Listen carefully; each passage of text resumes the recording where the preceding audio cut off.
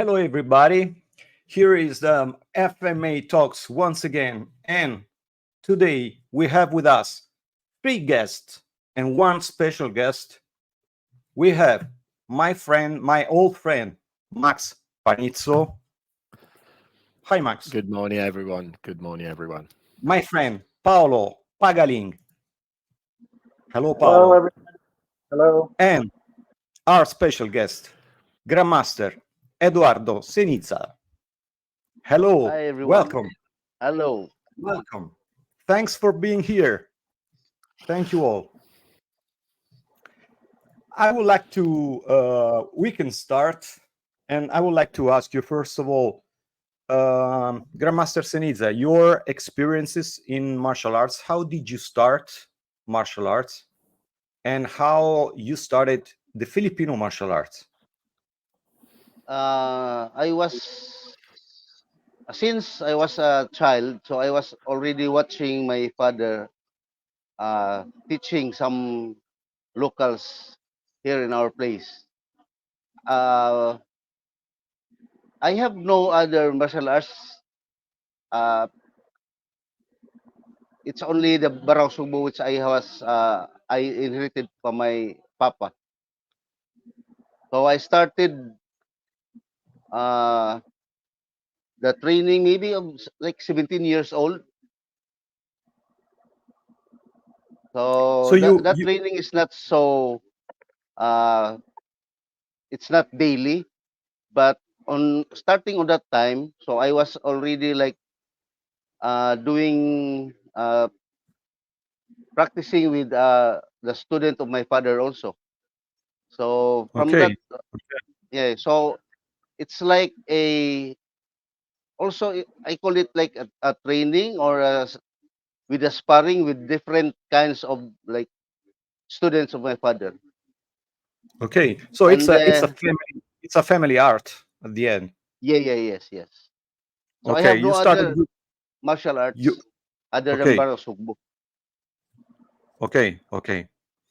And what are your best memories about training in the family with your father and with your father's friend?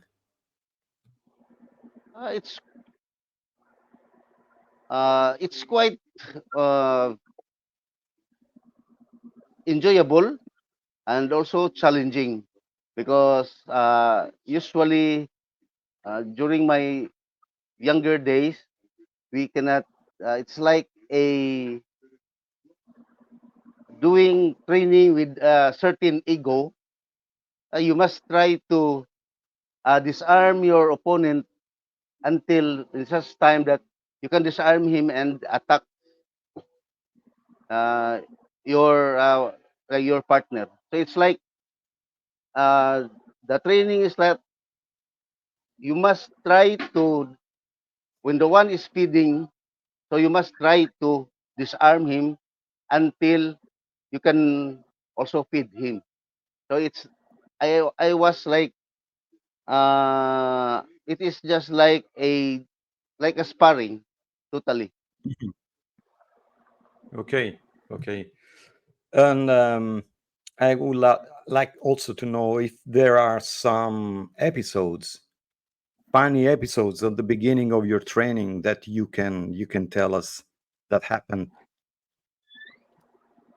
Yeah, the the unforgettable experience that I have is that when I was just entering into college in my first year, so I was robbed. On that time, I have no experience of any martial arts because my father was always uh, encouraging me to learn. But since for me, it's just I don't in my own thinking, I don't make any trouble. So I'm a good person. So maybe no, maybe it's like impossible for me to get into trouble. But then unexpectedly, I was robbed when I was going to school. That happened in Cebu City, and I am staying a bit 8 kilometers from that from the city of Cebu. So on that time, there was no college here in Mandawi. So for your higher education, you must go to Cebu City in order to have your college lesson. Hmm. Do you have also some other siblings in your family that trained Baraw Sugbo?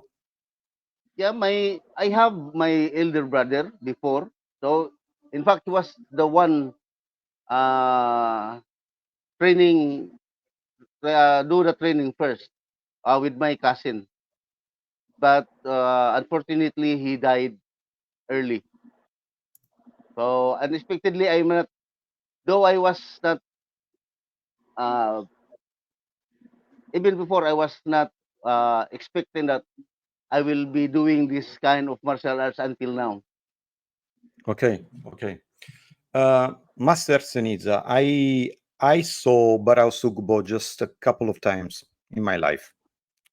Once was in Portugal from a friend, a Portuguese friend, and he showed me something that he saw, and then I met my friend Max some weeks ago, and so I have a wonderful afternoon training together with Max. So I have just saw something about Baraw Sugbo. Um, you have no stick training, it's just knife from the beginning. Can you tell us the history of the art? Uh, Ever since, again, from my childhood, I already observed my father, even in an early age, like 6 or 7 years old, I already observed my father teaching some locals here in my place. So, and I'm not saying that my father is not doing the stick part, but I saw him doing exercise with the stick, especially the dos manos, but I never saw him teaching the stick to his student. So it's only the knife defense, which is Baraw Sugbo. It's interesting. I think I don't know if there is some other styles of Filipino martial arts that only use knife. For me, Yep. at least for me, it's the first time that I know one of these the arts that usually don't work with the sticks or other weapons, but just specialized in knife fighting or knife versus empty hands. We I don't call it knife fighting actually. It's more on knife defense. Okay, knife So defense. that the student are teach to defend against the knife. Okay, okay. Um, uh, can you tell us the history of Baraw Sugbo? Something about the history of the art. The Baraw Sugbo is started from, as I've heard, because I was not born on that time. So it was taught by the old man Lorenzo Saavedra. Oh, he was the mentor of the Duciparis before. So that old man, they said that he was got into prison and learned this kind of system from a Frenchman. But again, it's just like I'm just like it's like a story. So that heard that one. But during my father's time, so the old Saavedra, Tatay Insong, is also the teacher of Ansong Bakon. So he was the mentor also, not only in Dosi Paris but also in Balintawak, which was headed by Ansong Bakon. And this system was taught to a certain guy who was named the nickname Simu. And this Simu is, I think he is close relative with Tatay Insong Saavedra. And Simo taught the system to Lucrecio Albanio. The nickname is Manong Ukit, who is the uh, uncle of my father, Gregorio Ceniza. Hmm. So on that time, because my father was doing farming on the land of his uncle, so that's a start of like uh, to have a guy to practice with. Lucrecio Albanio teach his nephew, my father, Gregorio Ceniza, this system. Until my father teach uh, locals. Um, I would like to ask you also to Paolo about his how he started training with Gran Master Ceniza. And did you have also some background in Filipino martial arts? And how did you meet Gran Master Mm. Ceniza? Uh, yeah, I started really, really early in martial arts. Um, Maybe around 12 years old. I was already taught Filipino martial arts, which I thought was a Korean martial art, but it was all, in the gym, the teachers are teaching Korean martial arts, but they also teaching Filipino martial arts. But I didn't know it back then that I was being taught Ilustrisimo and Lameco. So that was my background. I started really, really early in Filipino martial arts. And then eventually, I met Master Ceniza. Um, I actually forgot because it's a long time ago. Maybe almost a decade. I don't know. But I've been training with him ever since. Every time I go to Cebu, I just train with him. Like next month, I will be in Cebu. We will have some training again. I also bring him here for training. But the first time that I trained was with Sir Bobby. Sir Bobby De La Rosa is one of Master Ceniza's, let's say, top student. He's one of the best when it comes to Baraw Sugbo, but also a very, very conservative guy.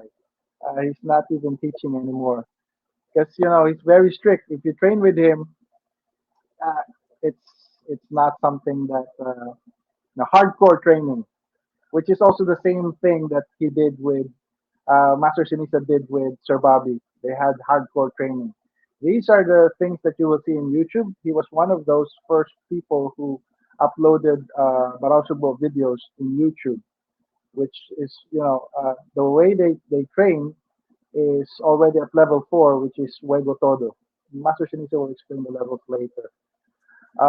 But I started with Sir Bobby, and then eventually I realized I also need to meet the master. So I met Master Ceniza, and the good thing about training with Baraw Sugbo is you feel different energies. Sir Bobby's energy is different. Master Ceniza's energy is different. Um, the other Baraw Sugbo practitioners, like Master Benson, is also a different uh, energy. Kuya Willy's energy is also different. So there are many Baraw Sugbo practitioners, all over the world now. But I only started with Sir Bobby and then Master Ceniza and some of the guys in Cebu. I've been doing that for a long time, and I still consider myself. I'm not really advanced because my standard is. I'm not trying to bring my chair here, but I'd like my standard to be really, really this high in order to feel myself like I'm a master or something. Because in Baraw Sugbo, it's up to level 4, and with level 4, there's also grappling. They put you on the ground. That is actually a little bit difficult to do, which is I think something that Master Sinisa missed to tell a story earlier, because during that time when he was training with level 4, his mom doesn't want him to train with his father because every time he goes back home, all the bruises you will see all the bruises. because they don't have mats in the olden times. They just throw you on the ground, Yeah, and no matter. to soften it a little bit, they try it at the creek or river. It's easier that way. But most of the time, they just do it on the ground. And so his mom doesn't approve of that. So that's one of those things that he experienced when he was younger. And another thing is that I think every week, Master, diba? Every week, the group of his father, you see here in the Philippines, we like basketball. Everybody likes basketball. Right now, the kids would play basketball, and then they would just go to a nearby town and challenge the basketball players over there. But with Master Ceniza's, in his time, when he was younger, he would train with his father and the group, and this group will go to a nearby town and challenge people over there and check out their skills. It's not something like I'm going to fight and hurt everybody. No, it's not something like that. It's like sports. Okay, I'm gonna try. I'm gonna try what you know and see if that works for with me. That's basically what they do every week with his father. Uh, Maybe you can ask more questions with Master Smith. I will just supply Please. things for you. But in He's, terms you of are a humble training, guy, a humble guy. Yeah. that in terms of training, that's my I just training. forget to discuss. No, it's okay, Master.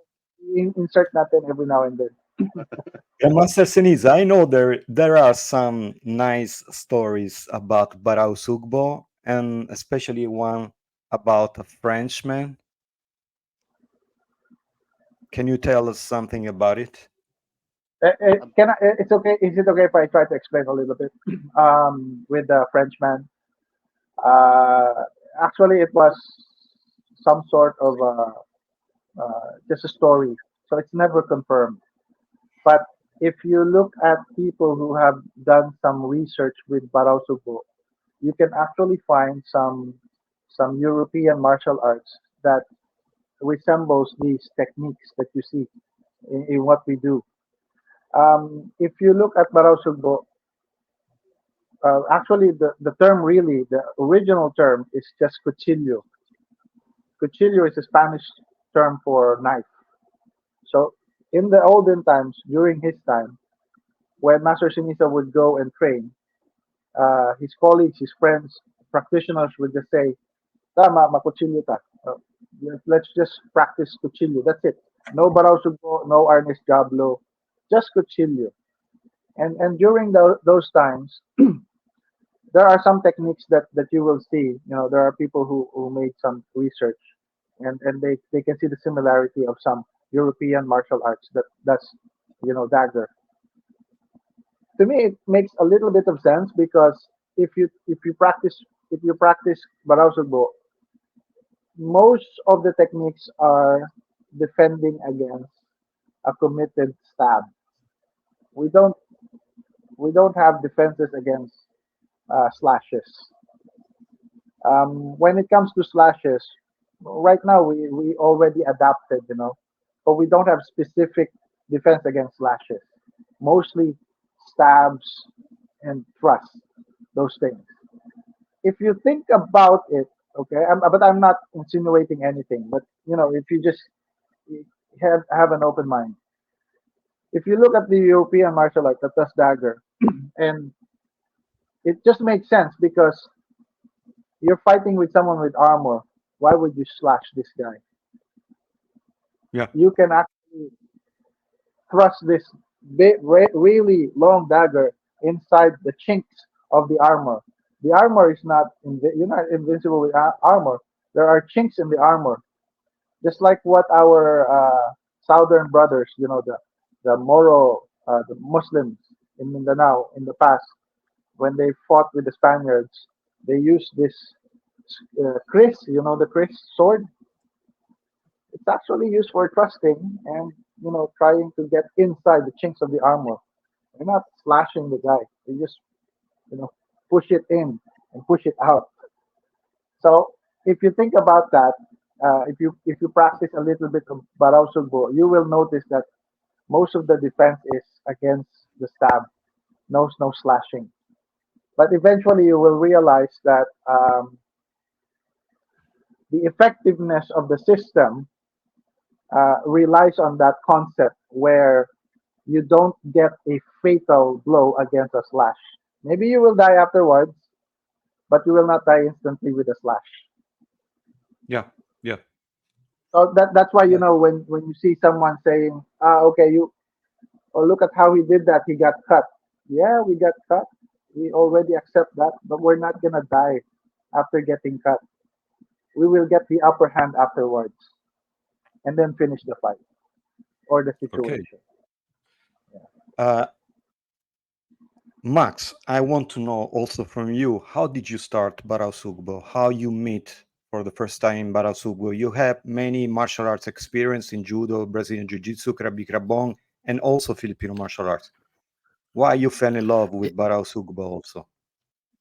It was actually Francesco.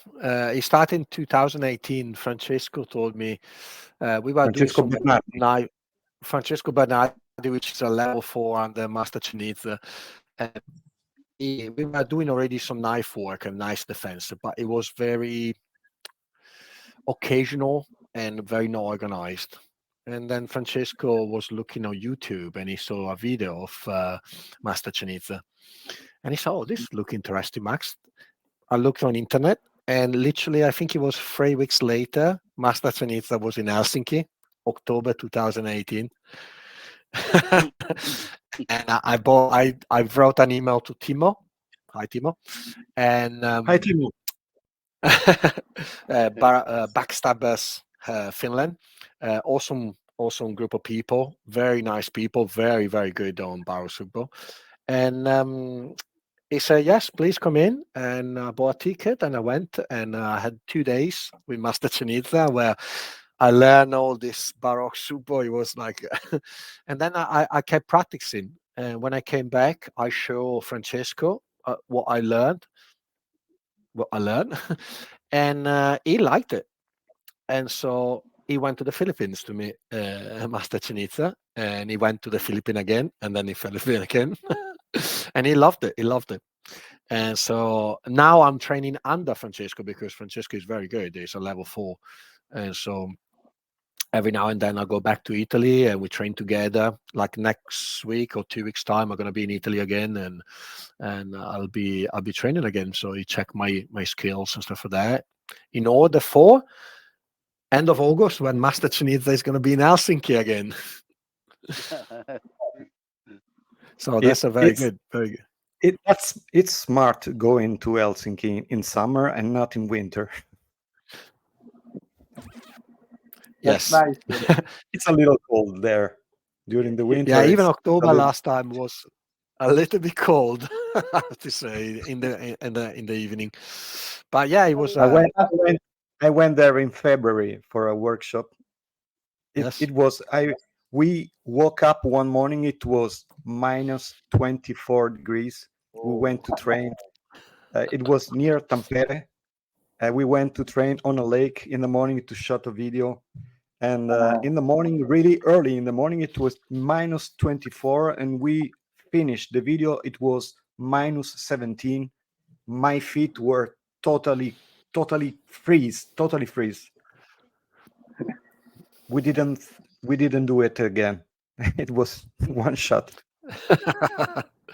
I believe Master Ceniza, I believe that Claudio knows also Timo. Mm-mm. We are friends on Facebook and also on Instagram. We follow each other. Did you The not Nice meet Timo videos. during the training? No, when I went there, no. Ah, okay, And okay. I went there to show some Panantukan. In the end, they asked me about Penchaksilat. So we did a Penchaksilat workshop in the end. I don't think there was Timo there. Nobody at that time introduced me as Timo, so he didn't come. I think he asked me about you once, Timo. A few years ago. So you friend with Claudio? And I went, yeah, we're friends for a long time. So Is yeah. So that's my experience in Baraw Sugbo, and Okay. training every day now, and teaching a little bit, trying to speaking to people, and you know, that- Baraw Sugbo. Timo is a really good teacher. He's very very serious with this art. He goes here every now and then and train religiously with Master Ceniza. Uh, here in the Philippines, people will just go here for 3 days, go back to wherever they come from, and teach us masters. Yeah. Yes. I would There like is to a ask you problem also, everywhere. if there a way that Baraw Sugbo changed in the Deeper into years, the art. evolved in some ways that was different in the beginning, and in some ways in your family evolved to something else? And I would like to ask you also the difference between Baraw Sugbo and Arnis Diablo. Master. Uh, Baraw Sugbo and Arnis Diablo are just the same. Okay. uh, as my father told us, the name of the of Baraw Sugbo before is Arnis Diablo, and it was uh, because of Mr. Rene Kapangpangan was always asking about the real name of the system. So when my father told Mr. Rene that the name of the art is Arnis Diablo, so he tries, as on my thinking, he tries to make seminar and then try to register it to the Security and Exchange Commission. But since Philippines Philippines is a deeply Catholic country, so I think that's the reason why he tried he come back to my father and ask if he can change the name, because Arnis Diablo is it sounds not good. But then again, my father told them, okay, you can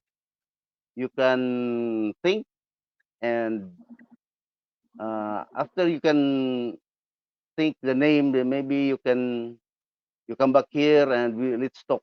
So on that time, I think it was mid 1990s that uh, the system was totally changed into Baraw Sugbo.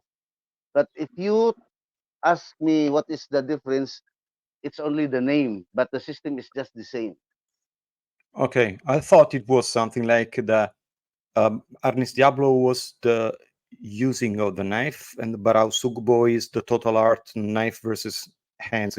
I thought it was something like that. So It was I, actually about the registration of the name because it's not the name Diablo is not allowed in the Philippines and many other countries. mhm. Just like Because in of Chile, the Catholic religion. yeah, it's because of also our government will not allow certain words like Diablo, like the word national. You cannot use those things. So you have to create a unique name for whatever business you'd like to register. But there's actually a way to do it. You can register your system into a different name, and then uh, you can do business as doing business as Arnes Diablo. But it's all about just registering the name. But the system itself is basically the same. There are two branches of the system, Baraw Sugbo and Cuchillo Cebu. Cuchillo Cebu is operated and managed by Master Benson Villamala and Manong Crony Kabatingan. Manong Crony is his cousin. And talking about Manong Crony, he is actually one of the notorious person in Mandaue because during the time when he was training with Master Oyong, his father, Master Sinito's father, He trained with Master Ceniza's father in the hopes that he will not be bullied anymore. And at the end of the, you know, at the end of it, he became the most notorious person. Not notorious in a bad way, but the people who used to bully him is now is not bullying him anymore.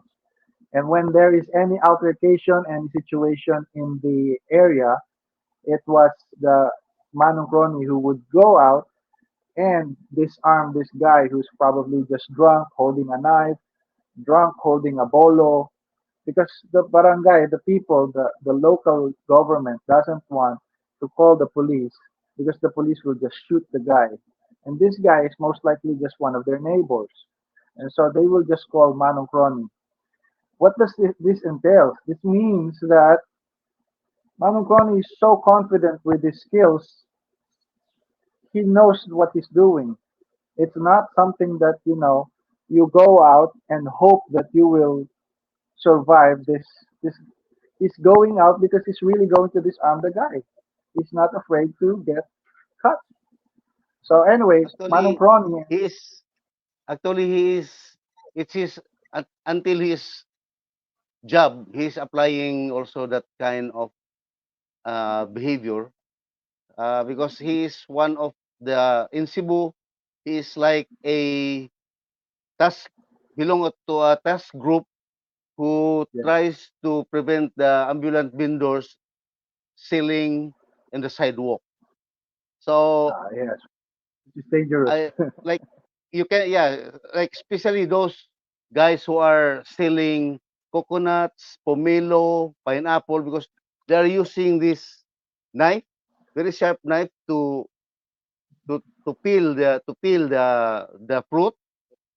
And Ronnie is I think more than 20 knives or bolos that he confiscated on during his work. So And yes, to that add that's to that, he actually has some pictures with some of the local government. Take pictures. Oh, this is the guy who disarmed this guy. Oh, this is the guy who disarmed this guy. That's why I say he's notorious in the area because of this skill, which is for me is very difficult to apply right away. It's not something that you will be able to apply right away. You need to have some sort of uh, you see, there's this thing called false sense of confidence. You know, yeah you go up, here you think you can already do it. important is here. Manong Crony have a different way. It, just besides the skill is also the confidence. So anyway, I was talking about Manong Crony and Manong Benson. Both persons are actually classmates in high school or elementary. When they were young, they were just classmates, and so they the two of them trained together. Manong Crony learned from Master Ceniza's father, and Manong Benson also learned from Manong Crony. So they both learned. Nag-training ba si Manong Benson sa papa mo? About No, training, I heard some stories because about training they're under. classmates before. So Okay. Binson actually trains with my father. Rooney is Ah, training with my father and with Manong Okit also.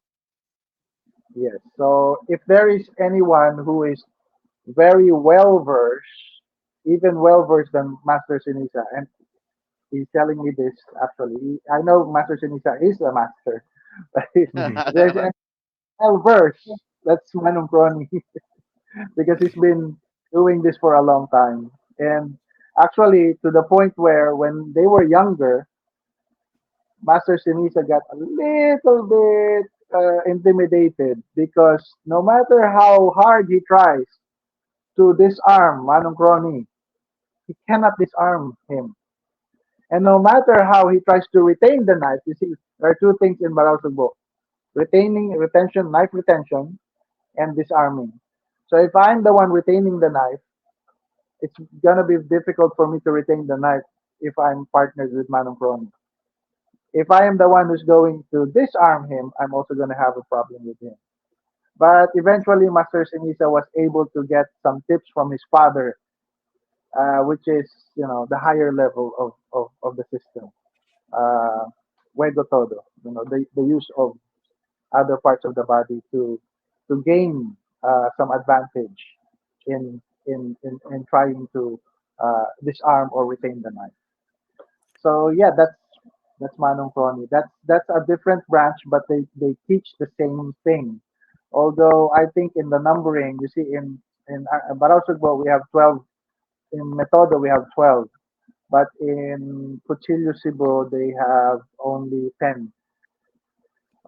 But basically it's the same. Is there these stories that in the beginning they used to train also under the blankets during full moon at night? Some kind of Manong, secrecy. Yeah, it's like uh, I didn't since when I was small, I didn't see my father training with like covering themselves with blanket.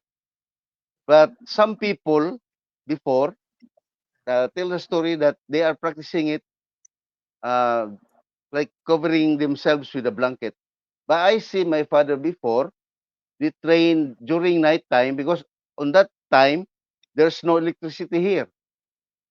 So during the night, if there is if the moon is big or like full moon, so they try to train at night with a certain like light of the lamp. Maybe I don't know if you were able to see it like a bottle, then fill it with gas and put some Mm. cloth to just to make some like there is some light, but totally it's they're practicing in the dark. But I don't Before see them practicing with covering with blanket. which I before think going is very to the technical aspect, I would like to ask you more something about how's the situation of Baraw Sugbo in the world. If somebody wants to start training Baraw Sugbo, how can you do that?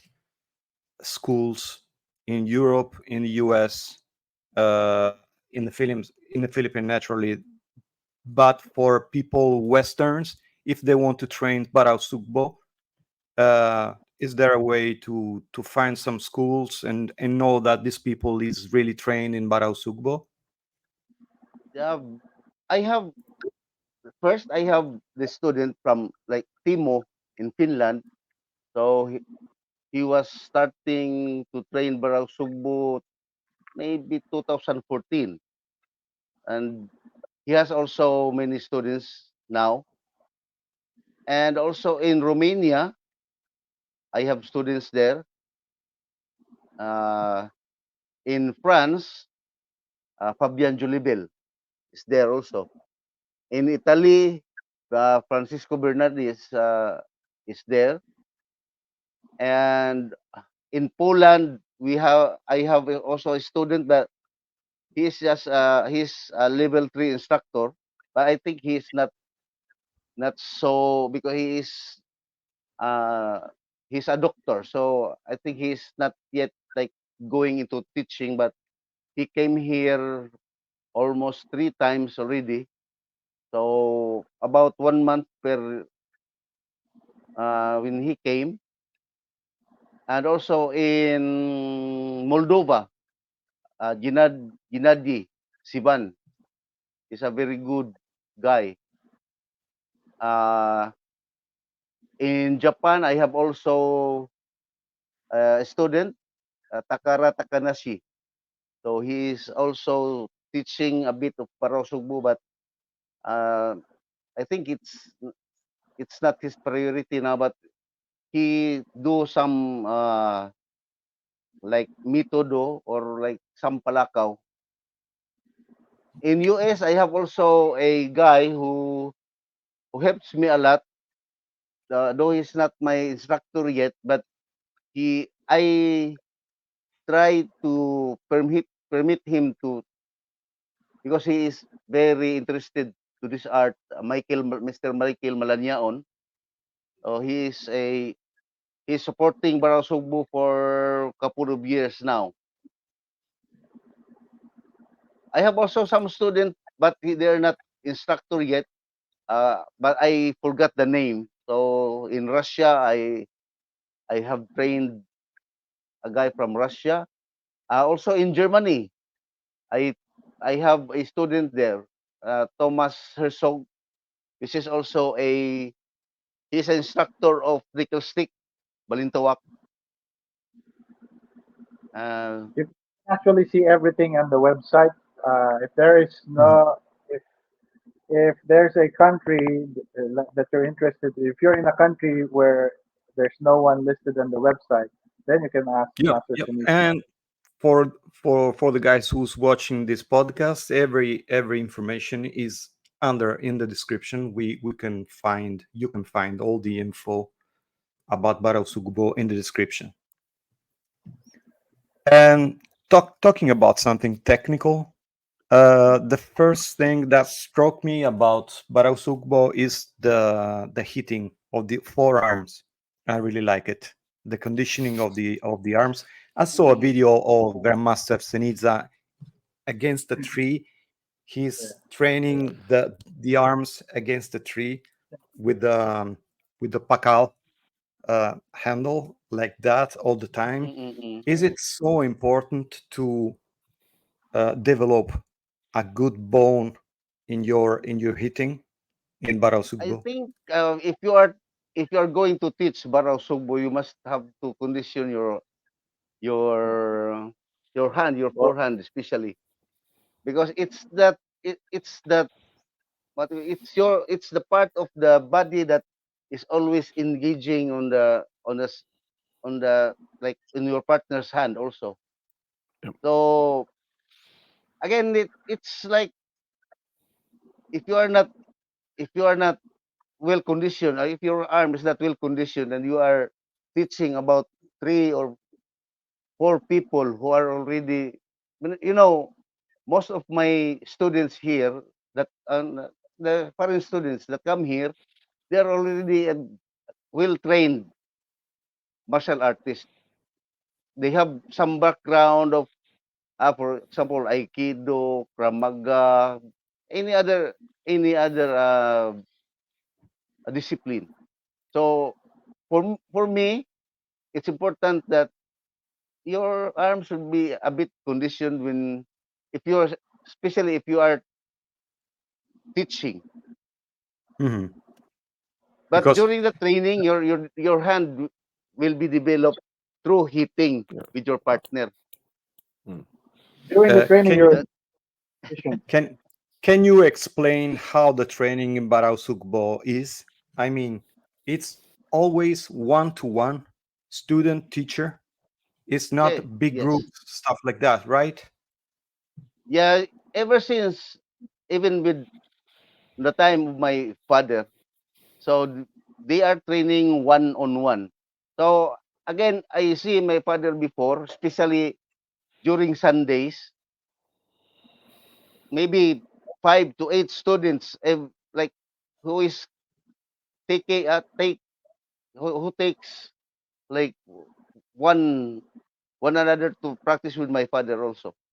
So it's just now that I was like begin to teach, that I want also to somewhat like make to not making it in a hurry, but I want like doing during the seminar. So I think that it must be like some positive ways to teach it in a group. But for the best way, it's always one on one. Mm. So for the Okay. better understanding, because you know the twisting or the like the contact itself. So it's a big what you call this. It's a big impact, because if you are just like uh doing demo with a certain what you call this, like in a demo with in just in the making kata, for example, I think it's not so you can maybe you can imitate, but when the feeling is very important. Mhm. The twisting, the The time, the details, sensitivity itself. Yeah, the details, because there's yeah, tiny yeah. little details in the Baraw Sugbo that only So doing there are one to important one. thing that when you take like the pressure points Mm, of the knife hand, where to right. hold. So it's very Mm, important. How does it work? I come to train and we start. You attack me, and I have to defend, just like that. Usually, Yeah, the usual training is like that, one on one, hit, hit, hit, hit, and I try to block all the time yeah, like yeah. that. Or you have Mm. some carenza or some sayao, some forms also, shadow boxing. No, it's like at first, if I, it's just now that I'm teaching the guys to make agak or make to like to attack. But before, it's just only focus on the defense. So no, you we train. For example, I am the teacher, so I do like the attack always and teaching you how to block, how to disarm. So 1 hour training means 1 hour of impact, bone to bone, Yeah, right? but it's not too. It's because usually it starts with a like slow. It's not and like light. banging or uh, banging right away. So it's just like you try to feel. The important there is to to to make the student understand how to block properly, how to also the body, what do you call this, the body mechanics. So Yep. you are the small details on how to put the pressure on the knife hand and how is it to be when you try to disarm. So it must be explained.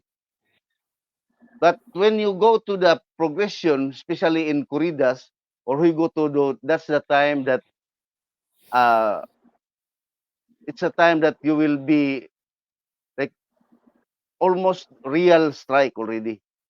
So you can feel the you can feel the knife hand of the feeder that is like it has already a like an intent to really hit you. And again, Is it? it's if you are a beginner in Baraw Sugbo, you will not be cut or you have no you will not have an injury.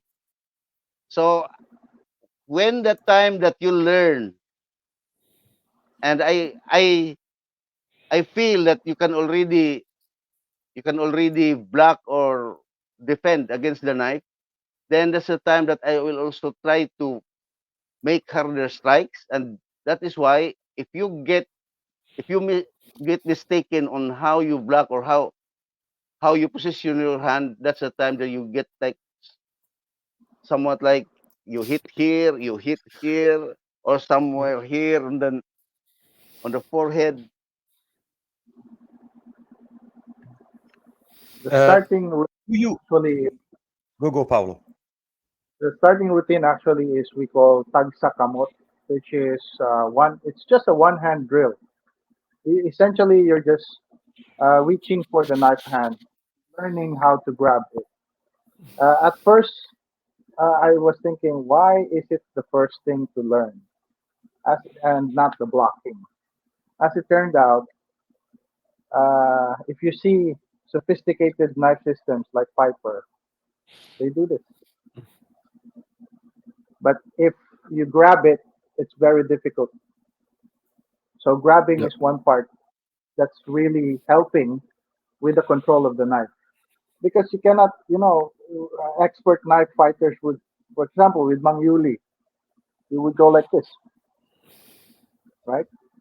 So you must learn how to not exactly grab it too much, but just get the feel of where it's going. Because this is going to get weak. For example, here, if I do this is gonna get weak, and I will get cut, right?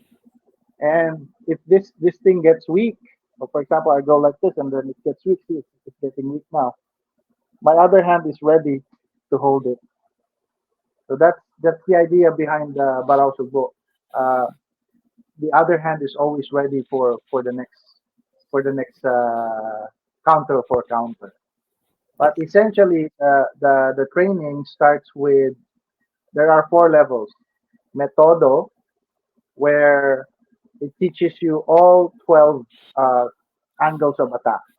The first four are all reverse grip, and five, six, seven, and eight are all straight grip.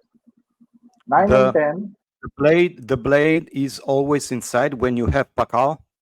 The yes, I speak the yeah, blade is inside. Okay. yes, it's It's not outside. outside. Okay. But of course we also have a defense against this one. But you see, although we are a knife defense system, you get to a point where you become so good at retaining the knife, you become a very formidable knife fighter. That's why Master Ceniza is not teaching the retention skills easily to just about anyone. Because what's important is, learn how to defend against a knife and not become the The fighter that attacker. you know. So yes, we do it like this. So 9 and 10, that's pakal. 11 and 12 again goes back to uh, the straight grip. But in my opinion, in my observation, a lot of people does not progress faster in this system because they're trying to practice all 12 when they could have trained first the first four, one, two, three, four, until they get the flow. Once you get the flow, my analogy here is like, okay, I'm going to learn how to ride the bike.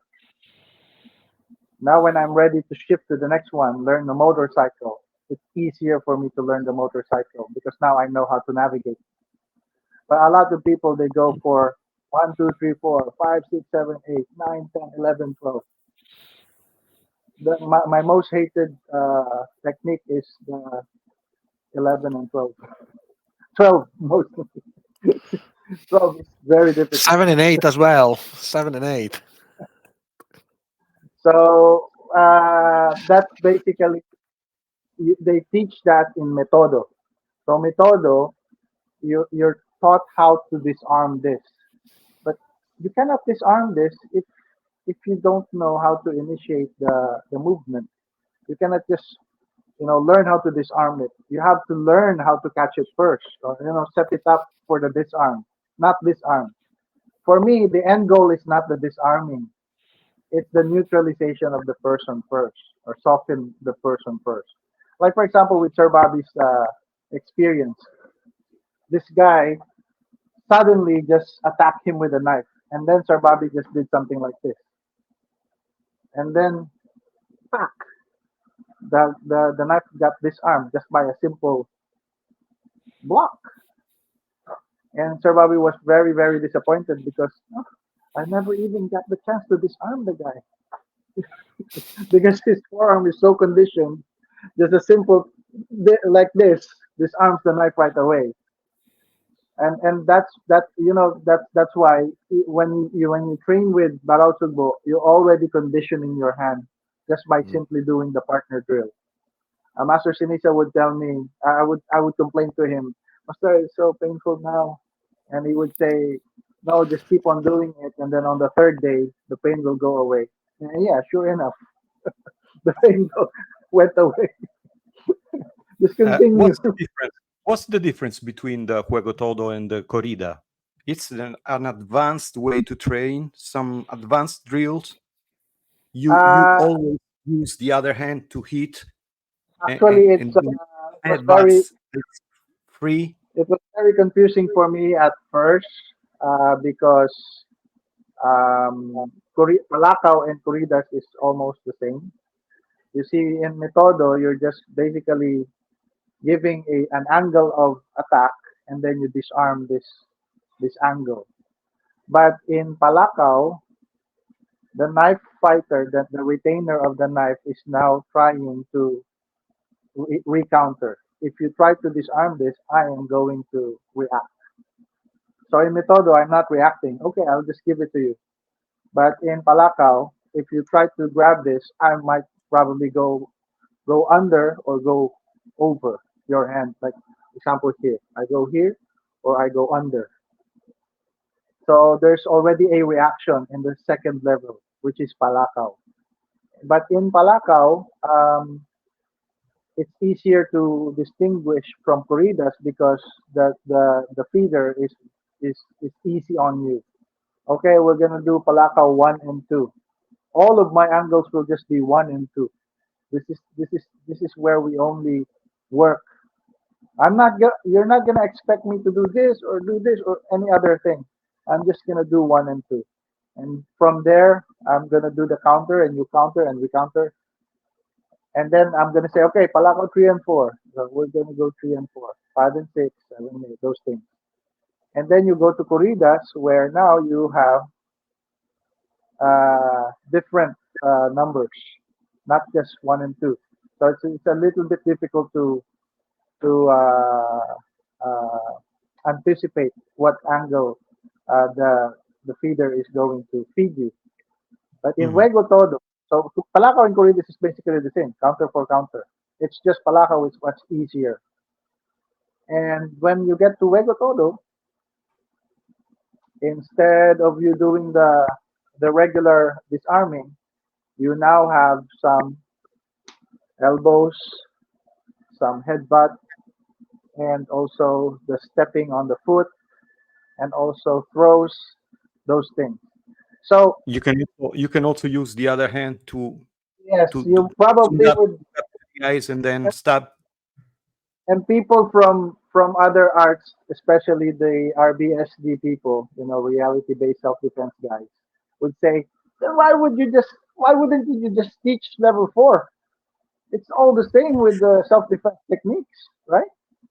Yeah, we could have taught you that, but you wouldn't be able to apply it properly without foundation.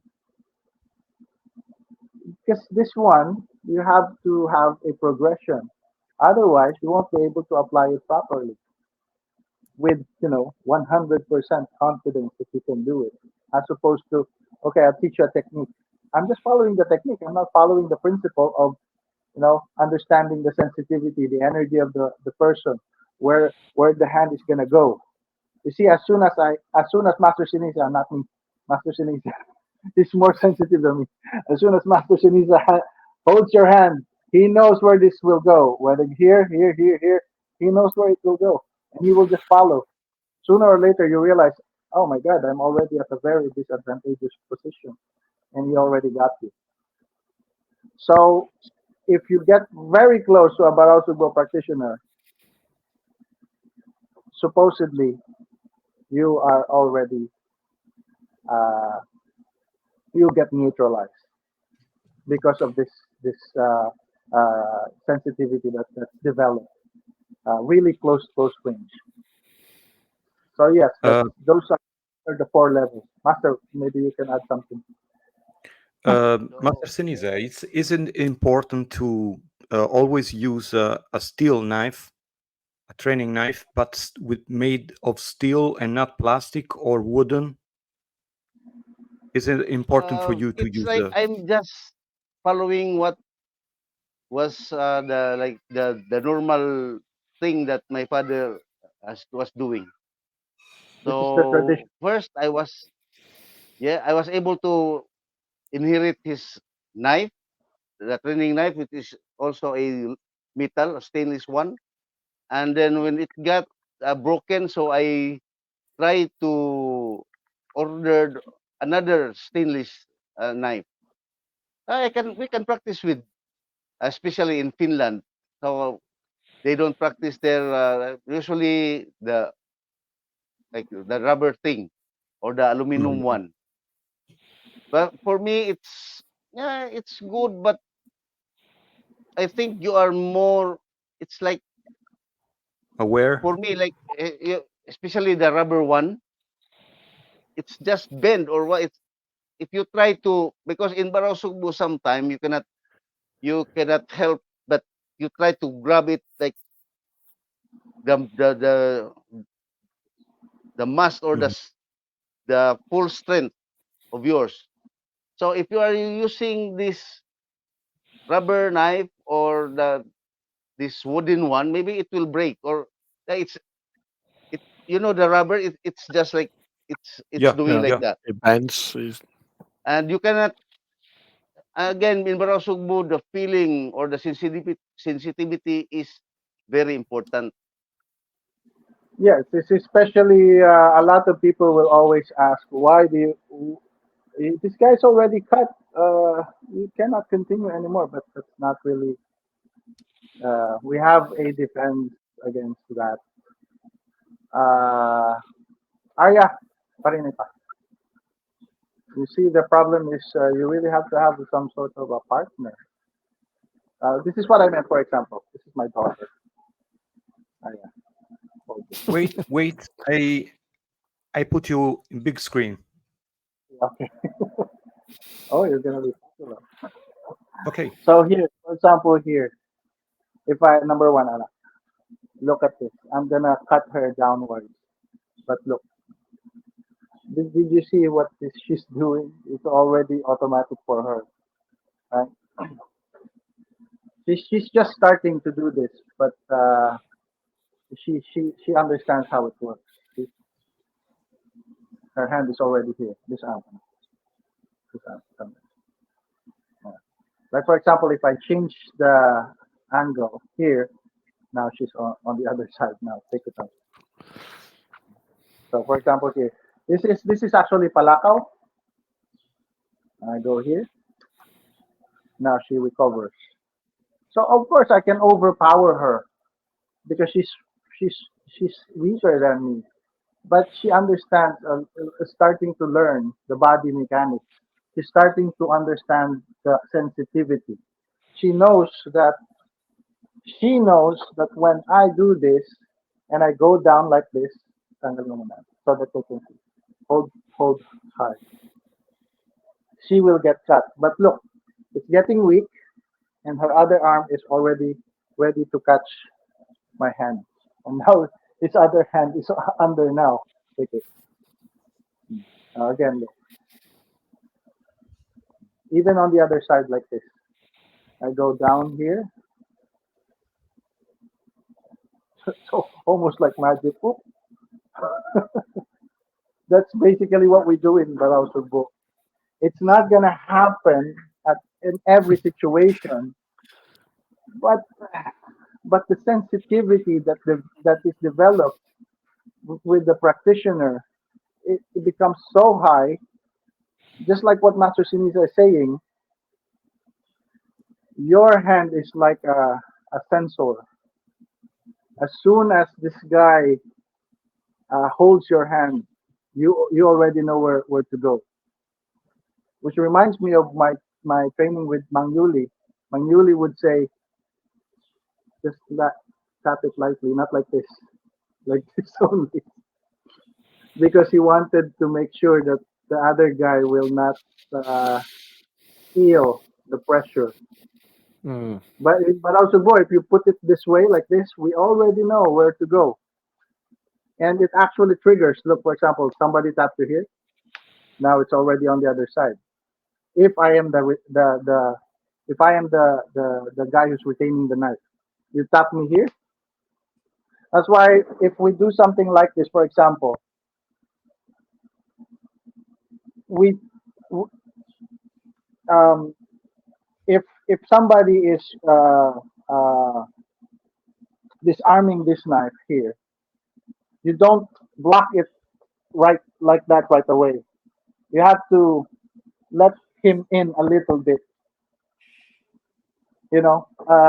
Make him feel like he's still continuing with his stab, and then once it get a little bit closer to you, that's where you do the disarm. It's like luring him in, as opposed to from here you're already fighting.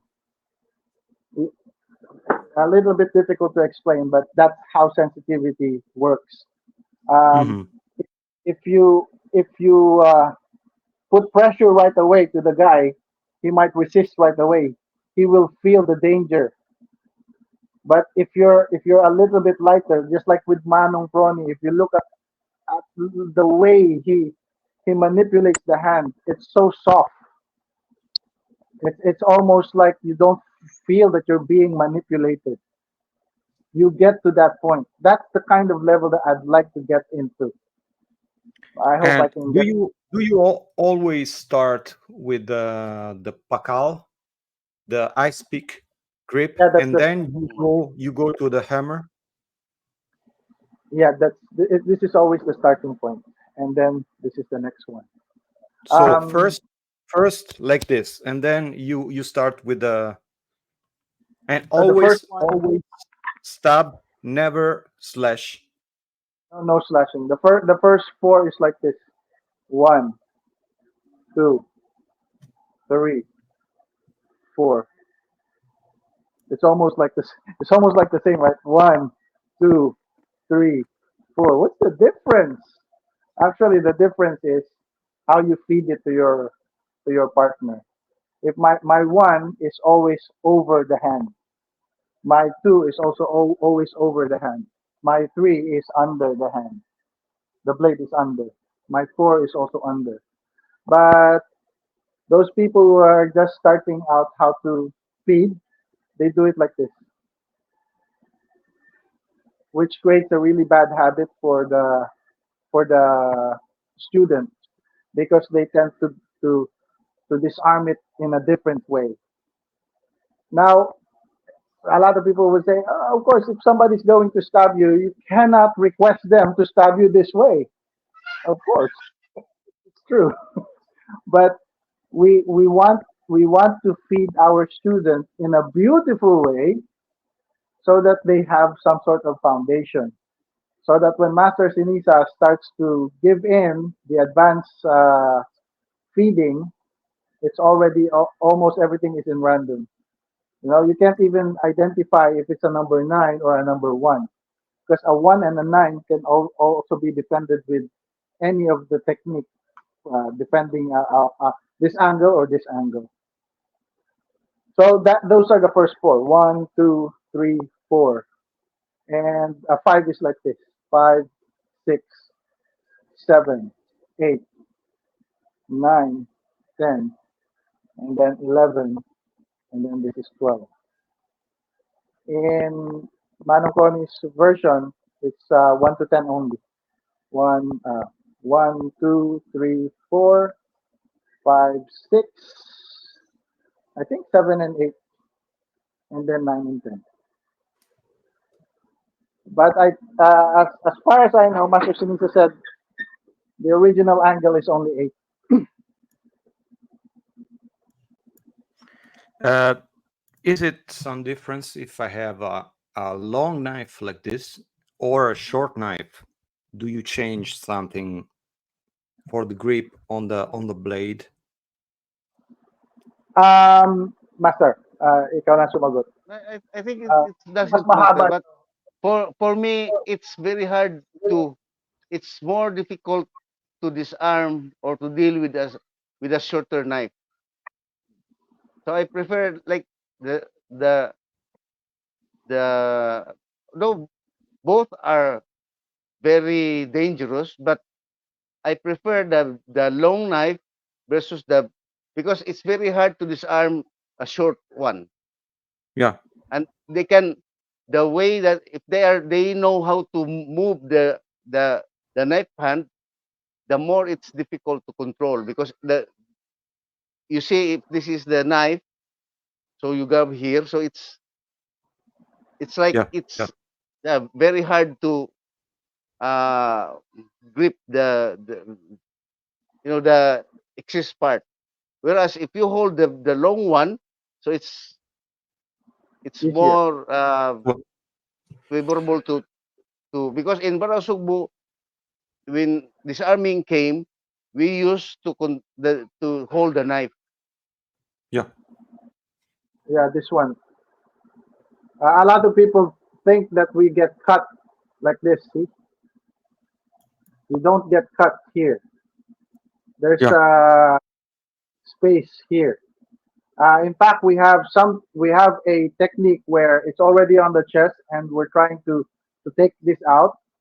And the knife retainer, the one who's retaining the knife, would pull this hand downwards like this, trying to cut my hand.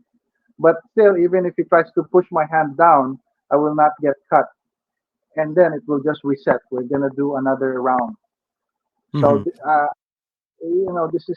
this is how you disarm this one. Even if it's double bladed, it doesn't matter. You might get cut a little bit, but again, uh, Better the hands that the throat or someone else. I tell you, sir, I've seen a course where this guy is teaching. I'm not belittling this guy. Maybe that's how he thinks things work. But the way he teaches his students is that if you have the opportunity to hold the knife, just hold it regardless. But of course, yeah, it might work. But if you have training, if you've been doing this again and again, you will not make a mistake of holding it like this. Like for example, I taught this guy only one day only, one day only. I taught him how to disarm by holding this. He made a mistake of disarming here. Look, he got cut. He made a mistake of disarming here like this. Pa. He got cut, but he's alive. Yeah. Yeah. Yeah. So Not it's better. one. It's better to start. When I start with a long knife, and then we can go on and shorten the knife Yeah, the so that short one, it will if it's a become very short harder and like harder. actually the same principle applies. Uh, with Master Ceniza, he would do this to you like that, Mhm. and then squeeze you until he takes the knife from the handle, not from the not From from the the blade. blade. He Okay. will squeeze you. But Okay. actually, he doesn't need squeezing anymore because by the time he squeezes the knife out, you already have a broken wrist. So Um, again, the knife disarming is not the end goal. Uh, because what if you have two assailants? at what point you start to train also with the grappling, the judo or jujitsu or the levers and stuff like that? Uh, To only master when Zenith. yeah, master. Because let me say something a little bit first. Master Yeah. Ceniza, according to Master Ceniza, he's already starting to get old, and he may not be able to do it efficiently anymore. Maybe just a little bit. He may be able to show it to you, but unlike when he was like 10 or 20 years younger, you can do all sorts of throw to him. But right now, he's trying to take it easy. Master, ikaw. No, the takedown in Baraw Sugbo usually taught when you are in Todo, because in Todo it's like we try to figure it out as like a more on combative or more on like a already a fight. So we are doing like more applying more excessive strength, and in Todo we are also do the hitting, maybe like chopping, also chopping elbow if you can do it, headbutt, kneeing your partner, and most of all is the like you can if you have the what you call this that the chance to take him down, so you can take him down. So in Baraw Sugbo also you are taught to take the, if for example you are the for example you are the attacker. So if I am the receiver, I try to take him down, but once before he landed down on the floor, so I must have to disarm the guy. Or if you are countered, for example, if the guy, if the feeder take you down, so I must, you are taught that before you are on the ground, you must grab or you must disarm the knife, or else you will be doing like you will be defending a guy against the knife with a knife. So you are doing like on the floor. So that is more dangerous and difficult. And secondly, because um, it must be you are already good in corridas before you go to the Todo. Because again, in Todo, the the play or the sparring is standing and might be end up on the ground. So that is why the student will undergo very good in corridas so that he can defend any like any strikes that the attacker will do. So it's like that. But only maybe you think it's like a judo throw, but in Baraw Sugbo, unless you are a judo practitioner, you can throw him hard. But in Baraw Sugbo, it's like just a simple throw. But again, if it is hard, so you can still feel it when you, especially if there's no mat. So it's also counter to counter. Eh, and like the takedowns. So it's counter to counter still.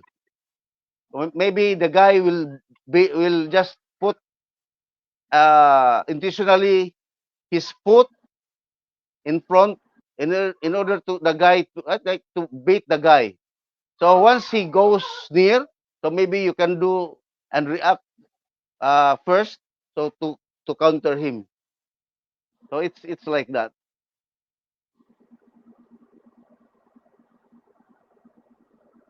So You muted.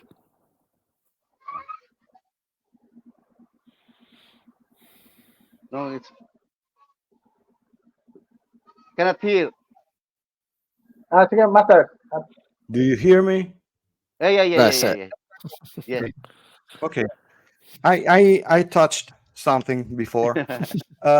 I would like to. I just saw, as I said before, I just saw just a little about Baraw Sugbo. For me, it was really difficult to switch because I come from the Inosanto Lacoste and I saw something about other styles.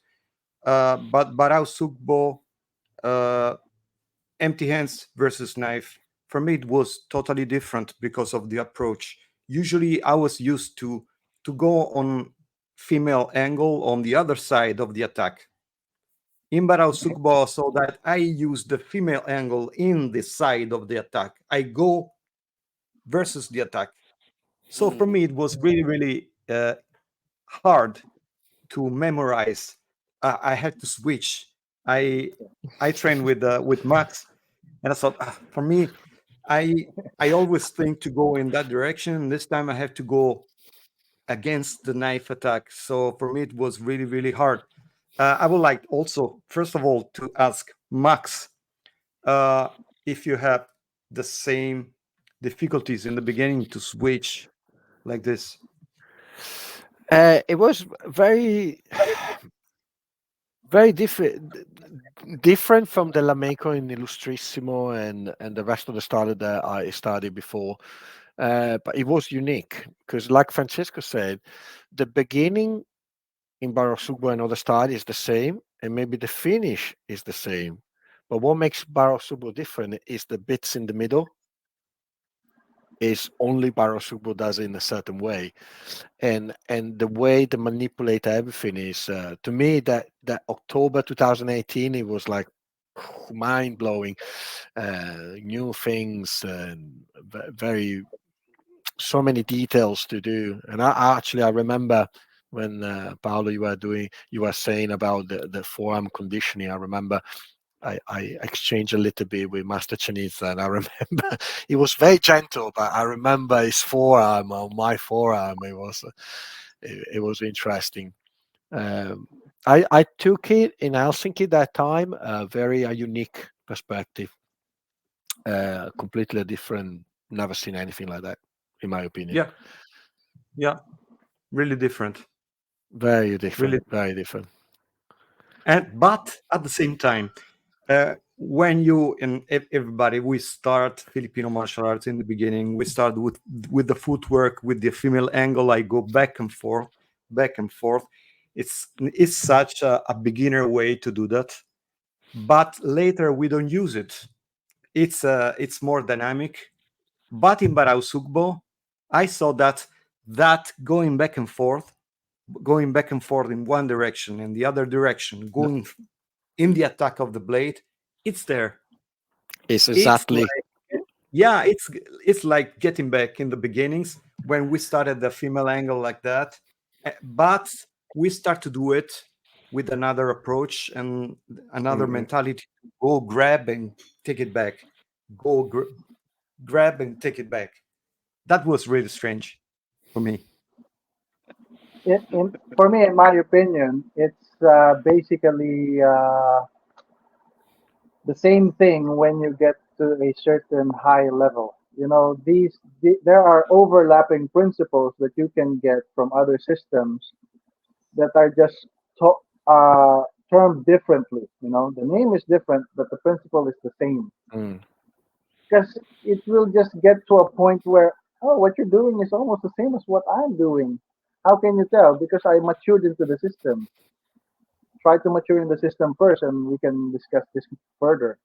Yeah. You get to the point where, okay, this is basically what you're doing as well. But we have a different approach, and I can actually apply your approach had I known it earlier. You see? Uh, Yeah. but at the beginning, and it's very difficult to I understand at first. But you really Yeah, have to mature the system. Otherwise, Yes. it's that's why every time I post anything about Baraw Sugbo, please disclaimer, always disclaimer. Do not copy. This work. It's always like that because they will always say that it's not gonna work. No, it's not gonna work. That's not how you do it. But again, It's I very only difficult. it's It's very very difficult. difficult. Yeah, Yeah, it's but very difficult to make people understand why we do certain things in Baraw Sugbo because there's so much behind, but you have to start from number one and then you progress into the rest of it. yeah. So in my case, I also had other FMAs, but again, my always analogy there is whether I'm learning a new thing. If I learn this new thing, like learning how to ride a bike, and then I go learn how to drive a car, I I wouldn't be able to forget how to ride a bike. It's still there. Mm. But now I'm riding my car, and I can do Yeah, this. If I a little look bit, a back, little bit, a little bit. the bike, then it's still the same, or it's the same as language. If you Yeah. learn a certain language, here in the Philippines we have so many dialects, and I'm still learning how to do Bisaya. But I know Tagalog, I know Ilonggo, and a little bit of Bisaya, and of course also English. So it's just switching from these skills that you already acquire. But it's really up to you if you want to decide. You see, I have met a lot of people who is doubting if they want to continue or pursue this thing because it will waste their time. They're already a little bit old. Like for example, I have a friend who's maybe around 40 or 50 now, and he's thinking, should I continue to do this? Because I just want to get the core. Just tell me the core, and I want to learn it. You see, there are some people who doesn't want to invest their time because they feel like it's gonna be a waste.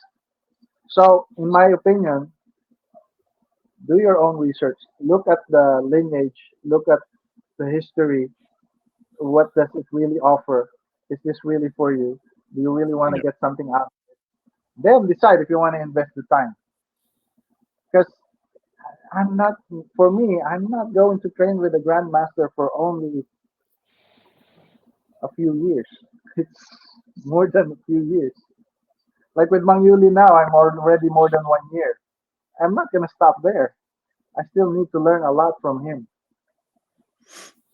Yeah, that's my take on it.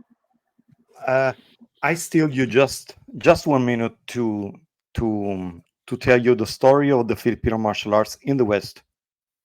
Mhm. You for sure you know, but maybe there are some viewers of this podcast that are not into the Filipino martial arts, how they spread in the world. But in the beginning, Guru Danino Santo started inside the JKD community. So in the US and also in Europe started to come some Filipino martial arts. We didn't know something about it. I came from kickboxing and other martial arts. Many other people comes from karate, taekwondo, the common martial arts that everybody know. But when you start to do the Filipino martial arts and you start to see something and you start to read books and buy stuff and go to the seminars, you start to hear new names like new styles, and the most common are the Pequititirsha, the Doce Pares, and then started also the Balintawak. First time I heard this name Balintawak was strange for me, and then I went for a multi-style workshop. I had to do my part in Panantukan, and there were some guys from the Baraw Sugbo. It was the first time. So you stay in the Filipino martial arts community and you start to hear and know new stuff, new people that you never heard before. So it's an endless process of knowing something more. Given that, I would like to ask you, if you don't want to answer this question, you can do that. Is there, for sure, you had to train with some other people from other Filipino styles? Are there some styles that fits perfectly in Baraw Sugbo? And are there some styles that for them is really hard to switch and train Baraw Sugbo? For example, for me,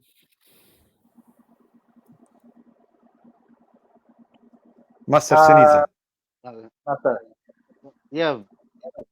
For me, it's like most of my students, especially the like from other countries, they they tell me that Baraw Sugbo is a very it's a very good system that could be fit in and of the other martial arts. But For I don't know example, why. Yeah, I don't know for why example, they it mm, could fit Balintawak or Wing Chun because of the short distance, stuff like that. yeah. I have some Wing Chun student, especially in Moldova, Gennady. So he's doing Wing Chun, and he told me that uh, because of the distance, also he can he can easily uh, uh, blend the Baraw Sugbo to like to his previous martial art, because normally in Baraw Sugbo we in again in combative we have this like hitting, either punching, chopping, or some like maneuver on the elbow. So that's why he told me that it's good. It's Baraw Sugbo is uh like a system that easy to blend with. I have also some Aikido students from Romania. So they also told me that in a positive way that Baraw Sugbo is always good to blend with the like some martial arts. because they already have some background in grabbing the hands Yeah, and do the yes. lever. Yeah, Mm. I think And for me in it fact, would they be have really really hard for a kickboxer because they have gloves and so there is no, yeah, of course. they don't use the hands like that. They are not They're not accustomed. used to. Yeah. Mm. Yeah, it's Is there interesting someone? because Bye. yeah, sorry, it's interesting because Francesco, training partner, is Massimo. Hi, Massimo, and he does Wing Chun, and he said exactly the same. That the two systems are very similar in Yeah. the sense that they use the sensitivity, the movement of they blend very well together. For me it's when I saw the first time I saw this impact with the forearms. I come from Pukulan. I love Pukulan, so when I saw this on the bones, I said to myself, I want to do that. I want to try that. See, that's for me, it's really about getting the interest. You see, in the way you see, I help Master Ceniza with website and also with the social media page. But we're not really that active. We're not like, okay, come on, try this. This is the best. Mm. No, nothing like that. We just put out whatever we can put out there, and if people is interested, then we try to explain because it's very difficult to to try to encourage someone who, from the first time that they saw it, like for example, "Oh, why are you using two hands? You're committing two hands. You could have been hit with that kind of. You don't have to explain or you don't have to defend yourself because from the beginning he's already trying to say something that he thinks he knows Yeah. without giving you a chance to show it to him first and make him understand. Because if it doesn't really work, then okay, you can move on to the next one. But don't say it doesn't work if you haven't even tried it for at least try to train with it for at least several months. That's my take on it. Okay. So especially with knife systems, very difficult. Everybody's everybody is a knife expert. Everybody.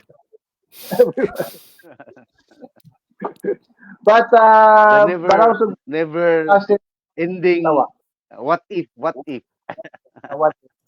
Balintawak is actually the cousin of Balintawak is the most uh, compatible with Baraw Sugbo because Yeah. Mm. Yeah. uh, I think. Yeah. Ansyong Bakon.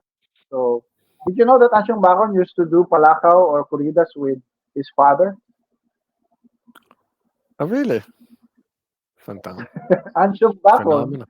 the legendary Ansyong Bakon, is actually doing Arnis Diablo with his father. He would he would go to his house and then would say Albanyo Ukit, Lucrecio Ukit, Mm. would say, "Oh, Oyong, Ansyong is here. Come." And then they would do the palakaw. I And I don't know Balintawak, but does Balintawak retain a little bit of Baraw Sugbo in their system? I don't they know. they don't teach it because of they're very secretive in the past. Even Balintawak practitioners today doesn't even know the connection. They they they don't know the connection. But Master Ceniza is actually our witness. He used to see Anshong go Mm. to his father's place. He was very small back then. And he would even say that Anshong would be wearing these boots. And his father sometimes would get a lot of bruises from the boots because Anshong likes to kick the lower part. You see in Balintawak they have this thing called they step on the foot actually. They have that. Okay. Especially with Ansyong Bakon. I think basta right, ang tawag nila doon sa Palaka ba natin kuradang o kuratsay yung Oh, di ko. yung basta The may food tawag truck. siya sabi. The food truck. Yeah, the footwork. They How's step the on name? Kauki Takal is one of the names, or is it wrong? which one?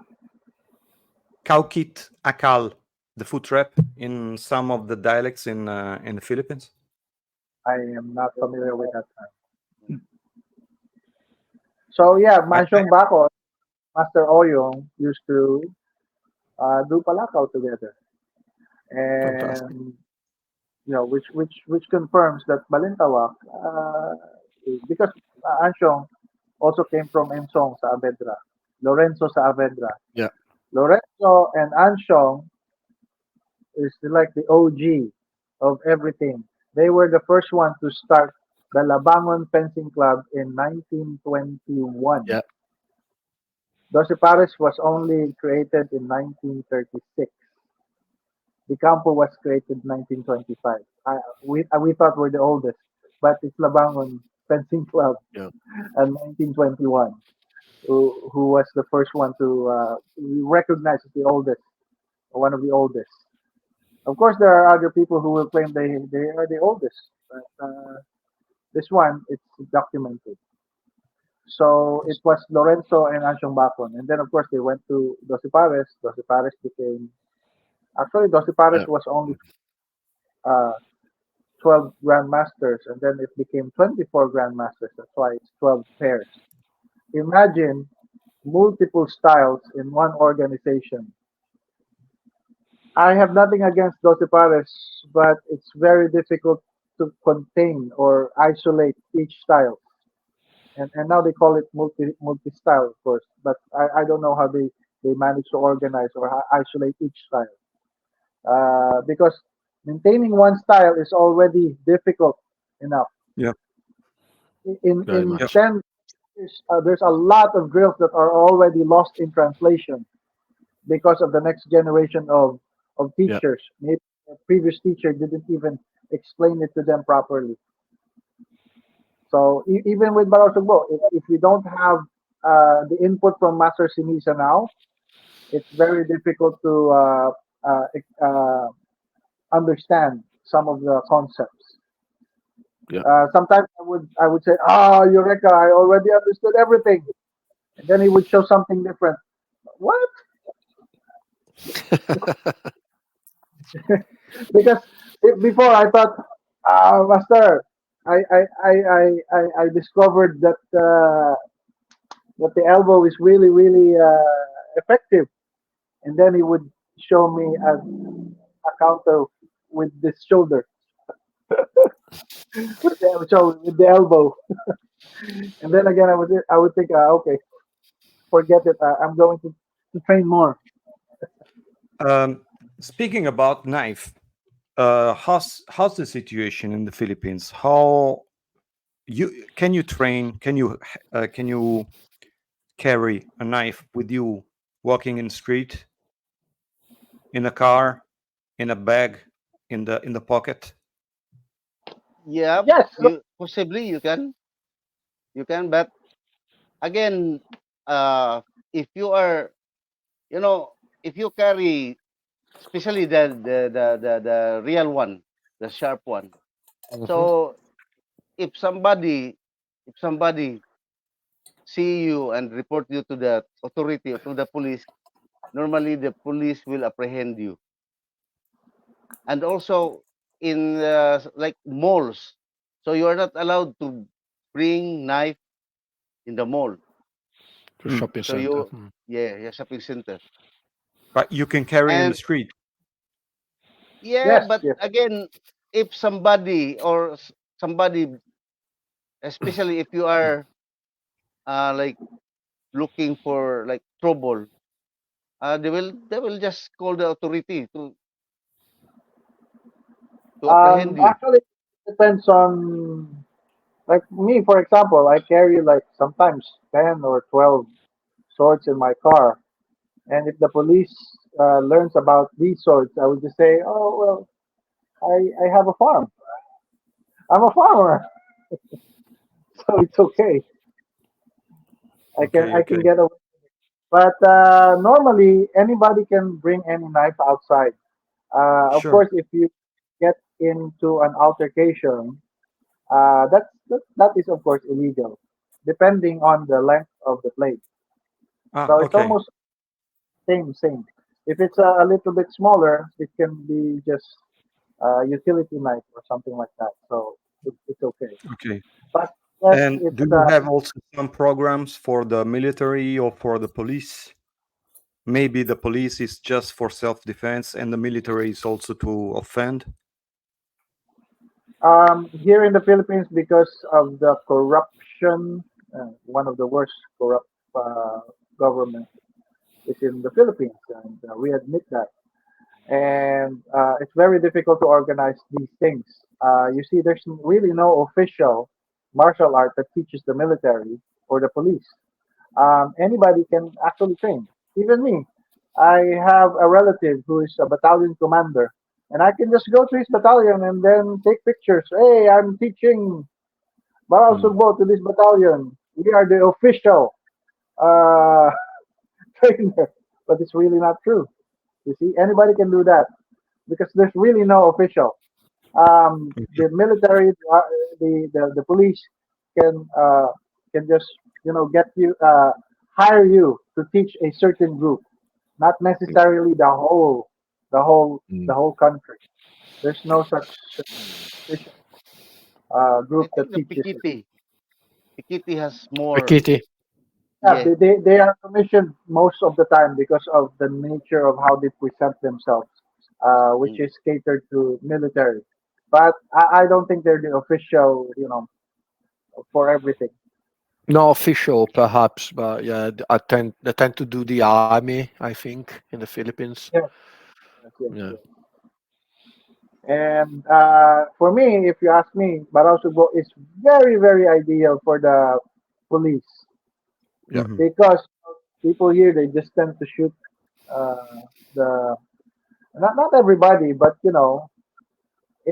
if I am confident with my skills, I don't have to use my gun. I can just go ahead and try to disarm this guy.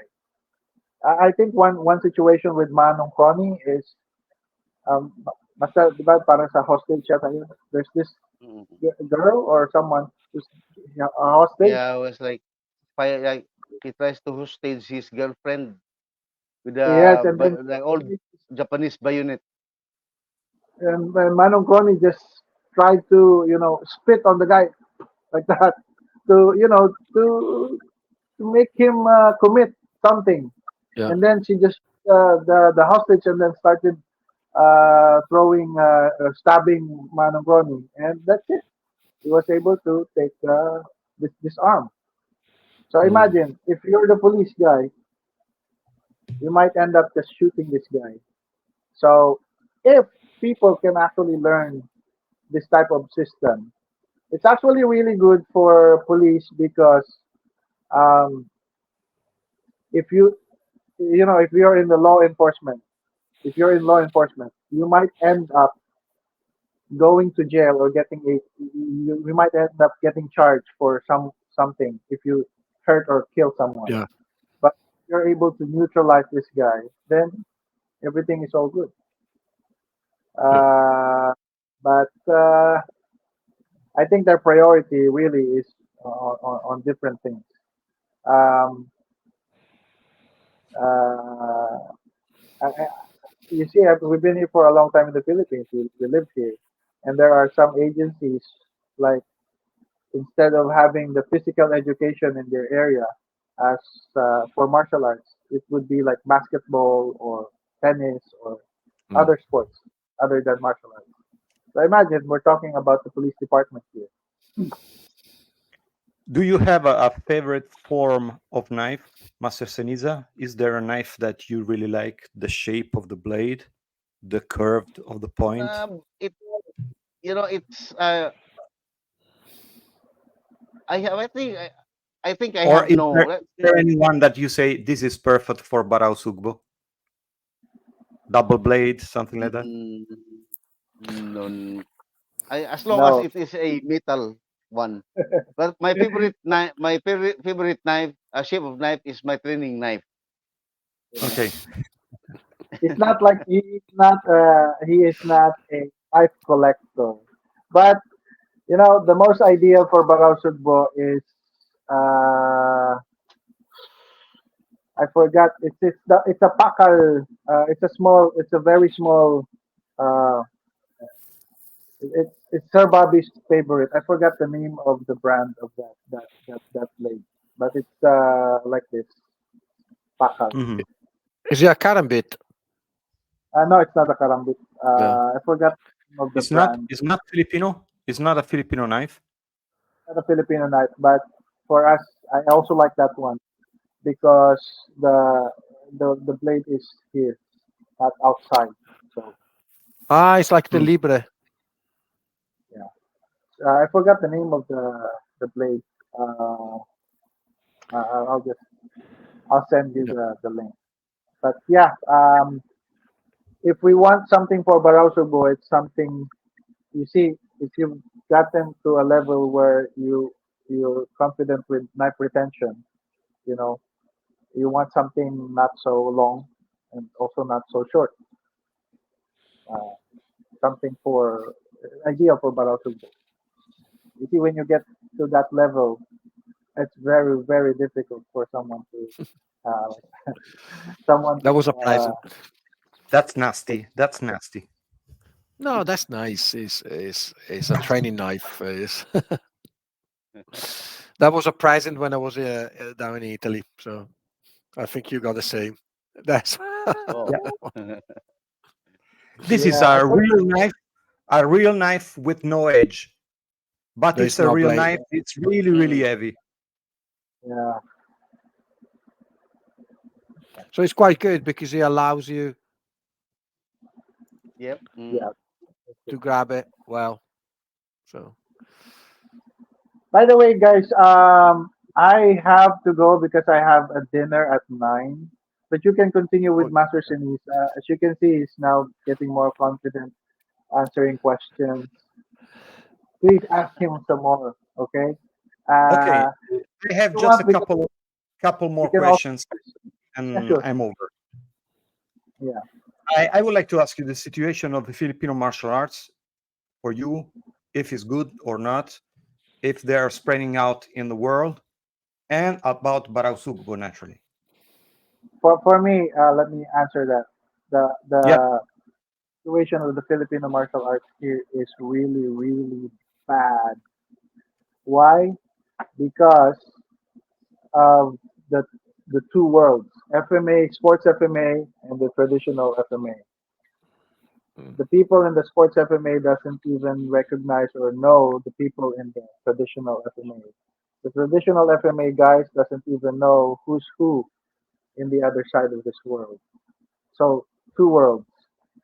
Now the problem is the people are looking at this world, the sports one, and they think that this is the real deal. But as you can see, there's a lot of acrobatics going on, like wushu type of things. yeah. They Yeah. thought that it's Filipino martial arts, but it's not. It's entertainment, and the sports, the people who's taking care of or authorized to manage this. Uh, I think they're doing something about it because now they're able to uh, remove the acrobatics. But I know eventually, if you remove the acrobatics, the twirling will still be there. There will always be something fancy to show, Yeah. right? Yeah. Um, that's you see, our Arnis is the Philippines national sport. But if you go to you see here in the Philippines, we have 7,000 plus islands. In every island, there will always be some sort of a school. In every school, there will always be many students. In one island alone, in my island alone, we have hundreds of schools there.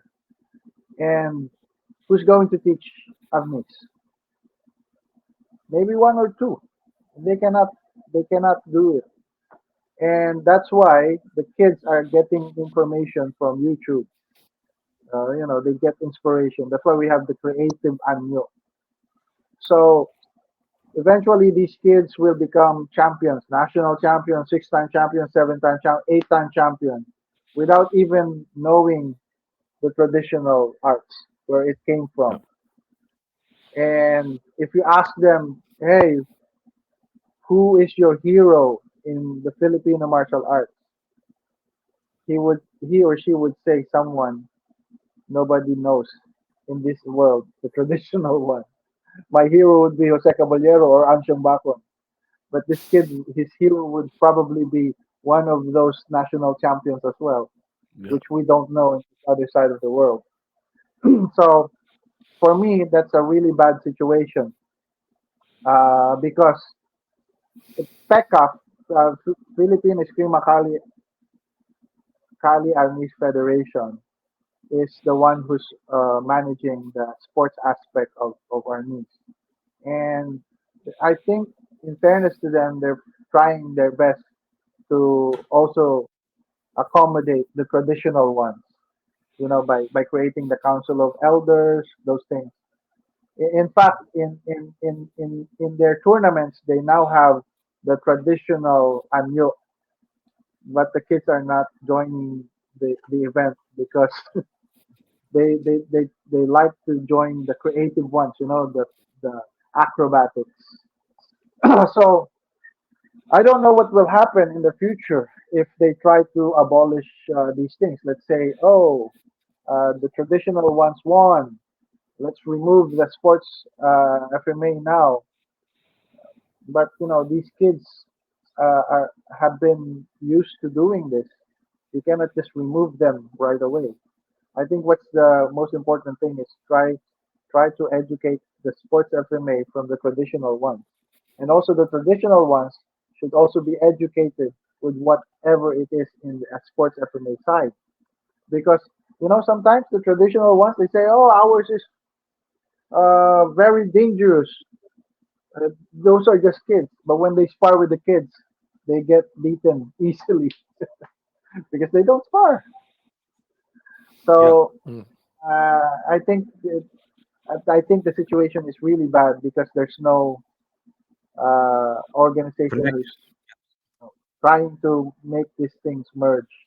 Every Mm. every kid in every school doesn't know the existence of the traditional FMA. You ask them who is Ansyong Bakon, they don't know. Even Doce Pares, you see, Doce Pares has been doing sports FMA, but the kids also doesn't know about these names. So Mm. that's my opinion or my observation at least here in the Philippines. And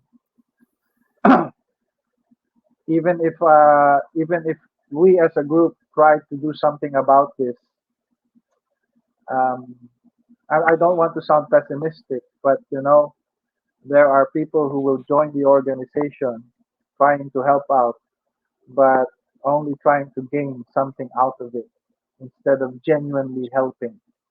You know, they just want to. Oh, I want to help you out, but the truth is, Uh, I want to that help is always the problem. exactly. That's always the problem. So yeah, hopefully in the future things will get better.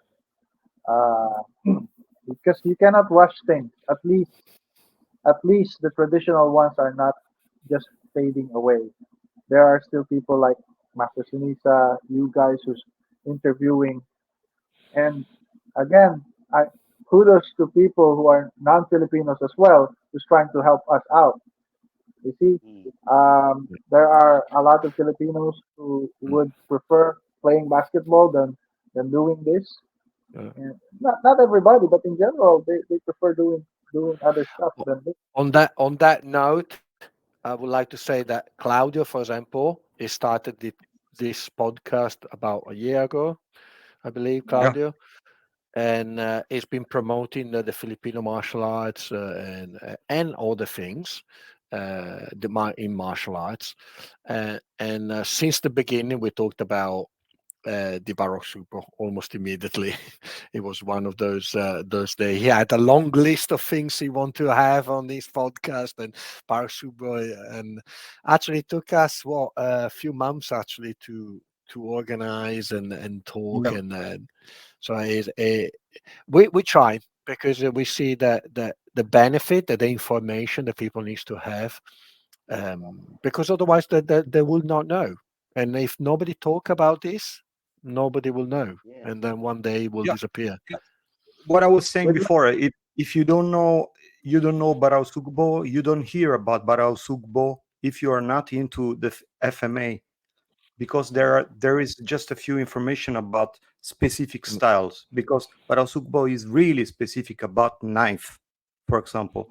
So you used to hear generic big names, but if you're not already in the FMA, you don't hear some styles that are really mm, specific about something.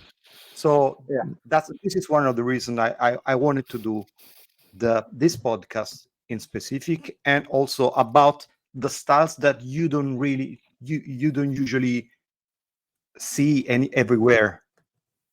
yeah, and we really appreciate that. That's why sometimes when fellow Filipinos will say, "Oh, why would you teach these people?" Especially I just went to China a few weeks ago, and there's tension between our countries. I said, "Why wouldn't I do that? These people are interested with the art." Then I share the art, because at the end of the day, we want to preserve the legacy of our grandmasters. And if you Yeah, only try to teach selected people, let's say from 100, you only select two, more or less these two people will not continue to train, because the ratio is 100 is to 1 for me. hmm 100 students, but there's only one student who's going to stay there for yeah, several years. And if you are so choosy about the students, you might end up not successful in preserving your art, because you're too choosy. yeah, yeah, yeah. yeah. Last Right. question, Master Ceniza. What do you hope for the future of the Baraw Sugbo in the Philippines or outside the Philippines? That's a difficult question. But really, in my own experience, locals like here in the Philippines, it's like if you ask me uh, who are practicing, like how many are my students? I think many. I have many students in like international, like from other countries. Because what I've observed is that some, not some, but most of the locals here, they are more like focusing on, like for example, like the BJJ, the karate, and if there are some interested, maybe they just come one, two times, three times, or maybe 1 week, and then after 1 week, then maybe come back once, and then maybe uh, 2 more weeks, then maybe the only once, like that. So and then they disappear. So most of the locals, as I've observed, they are just take like mostly in Filipino martial arts, they are just like taking it for granted. Mm, For I'm sorry, but there are some also who are very like their their support is like in like you have their full support from FMA. But most of my experience is that local guys like like us Filipinos and Cebuanos, they are not interested much in the Filipino martial arts. So what is my how I foresee Baraw Sugbo is that hopefully I can spread it in more countries, and hopefully I will have more instructors, Baraw Sugbo instructors are around the world, so that maybe it will make it will help the system survive. Okay, okay. Max, I would like to ask you something more. If you want to, because Yeah. you were the sponsor of this podcast, and Oh, also with thank you so much. Paolo, and Thank you, also with thank you. Charles. Charles, that is not with us today, Mm. but I had the chance to have this podcast with my Gran Master Ceniza because of you two guys. So I would like to first of all thank you. Max, if you want to add something, or do you know that there are some news about Baraw Sugbo in Europe? Well, certainly for the Italians, Francesco is the guy to contact because he's very good at what he does, and he trained with Master Ceniza for quite some time, and Master Ceniza granted him the level 4. So he's certainly someone that knows. In the European, I personally on very well with Timo. I like him, and Master Can you Ceniza repeat the name? The name of the team of Timo is Backstabbers, right? Yes. Backstabbers Finland. Okay. And Master Ceniza will be visiting Finland in end of August. I will be there. Mm. Francesco shall be Wow. there, and yeah, we're gonna be there. And I think he's a perfect chance to see Baraw Sugbo at a very high level for everybody who's interested. The group is very welcoming, and they're very friendly, and they're very skilled, and I can't wait. That's it, really. Okay. Paolo, do you want to add something? I think I just want to say thank you for doing this. Thank you. There's a lot of things that we can still discuss about biological book, but for me, every time I do Guys, podcast, whenever you want. yeah, or interview, um, I know podcast is really all about talking about this and that, but it, I think I'm like Mangyuli. He cannot contain himself just by sitting around. He wants to show something. Always showing. You know him, right? You interviewed this guy, and he cannot contain himself just by sitting around. Yes, if we can do something like that, but it's just difficult to get a partner so that we can really truly show. Because Yeah, yeah. once you see Yeah, how it's because it's difficult. I love podcasts. I hear podcasts about everything: guitars, beers, weapons, music, everything. When I go back and forth to my children in town, it's 45 minutes to go. I always hear some podcasts. That's why I chose the podcast. But it's difficult to speak about martial arts because you got to act, you got to do. So when we can explain the history, it's done like this, we do like that, but we must see and we must feel on the Mm. skin. So I hope that we can have a chance to do another podcast when some of you are together, so that we can see how it works. If it's good for you, you just tell me when, and we can program that. I think if I may, maybe we can convince Master Ceniza to come to Italy maybe next year. oh Wow. yeah, that would be Yeah, nice. it would be great. It would be great. I think that would be great. I think that would be a very, very great. I already spoke with Timo, and I think it would be maybe doing together Maybe with Timo. maybe two places, and Rome and Milan, two places. So We You know, if it's we are you know the talking only for you. the only problem that we have here also in the Philippines is that we Filipinos have a hard time of getting out of the country, even if we are a Mm. sponsor. You know, the last time I went to China, the immigration asked me a lot of questions. Why would we go there? But it's just Yeah. like made to us, you know. Yeah. Yeah, I'm just gonna. yeah. Yeah. I was So, told. I was you told. know, Yeah. some people in I know a way, Paolo. I know a way that you can come, for example, to Italy. You come to Northern Africa. You take a boat, illegal.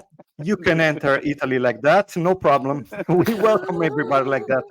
now I know why you You know that? are. You know that? Now I know. Now I know why you are friends with Charlie. He would do the same.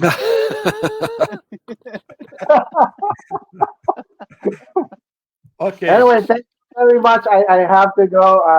And Yes, we can close the. I believe we can close here. I think it was a very good podcast. Maraming salamat. Thank you very much. Thank you, Thank you. Max. Thank Thank you. you. Claudio, thank you. Thank you. Sir Paulo, Grandmaster, it thank was you. a pleasure and an honor to have you in the podcast. Really, really a Well, pleasure. I all hope right, we can thank do another one next time with two of us that apply the techniques together one on one. It would be beautiful. Just let me know when. yeah. Okay. Okay. thank you. Bye bye. Thanks again. Thank Thanks you. again. Thank you. Bye for now. Bye, everybody. Bye. Bye.